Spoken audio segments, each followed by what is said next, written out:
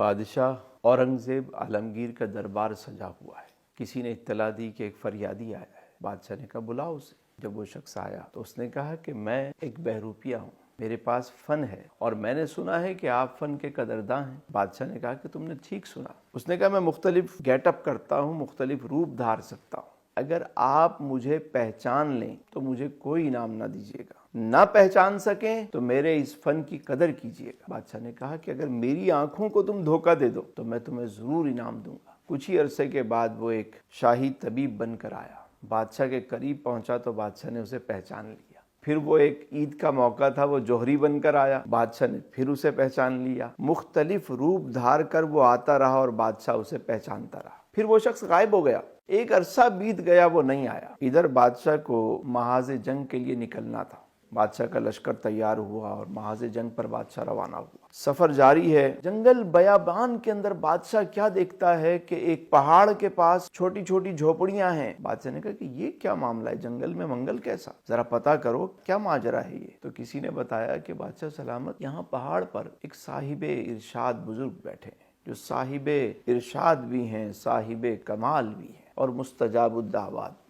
दुआ करते हैं, लोगों की दुआएं पूरी होती हैं, अल्लाह वाले हैं, अलग बैठे। बादशाह ने कहा कि अगर ऐसी बात है तो हम भी उनकी ज़ियारत करते हैं, दुआ कराते हैं। अभी शाम हो चुकी है, सुबह चलेंगे। सुबह हुई तो बादशाह ने गुस्ल किया, नए कपड़े पहने, सर पे ताज सजाया, पूरे प्रोटोकॉल के साथ निकला कि एक अल्लाह वाले की ज़ियारत करने जा रहा है। तो बादशाह मुशक्कत करते हुए चलते चलते चलते चलते उस पहाड़ की उस गार के किनारे पहुंचा जहां पर वो अल्लाह वाला बैठा था। बादशाह ने इजाज़त तलब की, उसे इजाज़त मिली। जैसे अंदर गया तो क्या देखता है कि एक नूरानी सूरत बुजुर्ग बैठे, सफ़ेद रीश, सर पर अमामा, जुब्बा और दस्तार बैठे और जिक्र कर रहे। बादशाह दो जानों बैठ गया। बुजुर्ग ने फरमाया कैसे आना हुआ? कहा हुजूर दुआ के लिए हाजिर हुआ।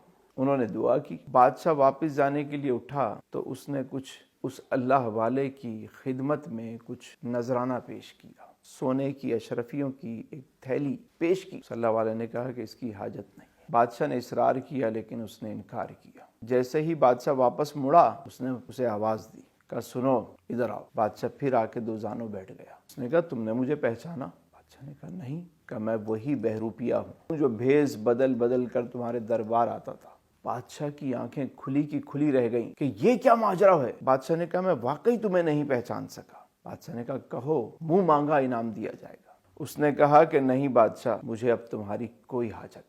बादशाह ने कहा क्यों? कहा बात यह है कि मैं यहाँ आके बैठा तो इस नीयत से था कि मैं ये गेटअप अपनाऊं और ये रूप धार कर अपने मुरीदीन मोतकिदीन के साथ तुम्हारे पास आऊं और तुम मुझे पहचान न सको और मुझे इनाम और इकराम दो। लेकिन जब मैं यहाँ आकर बैठा और मैंने ये हुलिया बनाया तो अजब तमाशा हुआ। मैं यहाँ किसी से चने मांगता वो बादाम ला कर देते, मैं किसी से पानी मांगता हूं वो दूध पेश करते हैं। एक अजीब मामला है, इस पहाड़ की चोटी पे भी मुझे गर्म पानी लोग पेश करते हैं, मेरी खिदमत करते हैं। मैं हैरान हुआ कि मैं अल्लाह के नेक बंदों का सिर्फ रूप मैंने धारा है तो मुझ पे ये करम हुआ, और अगर मैं हकीकी अल्लाह वाला बन जाऊं, अल्लाह से लो लगा लूं तो मुझ पे क्या क्या इनाम और इकराम होगा। जब फिर मैंने ये दिल के तार वहां जोड़े तो जो करम हुआ है वो ऐसा करम हुआ है कि मैं हाथ उठाता हूँ, मौला मेरे हाथों की लाज रख लेता है। बादशाह मुझे तेरे रुपए पैसे की जरूरत नहीं, अगर तेरी कोई हाजत है तो तू मुझे बता। बादशाह ने पांव पे हाथ रख दिए,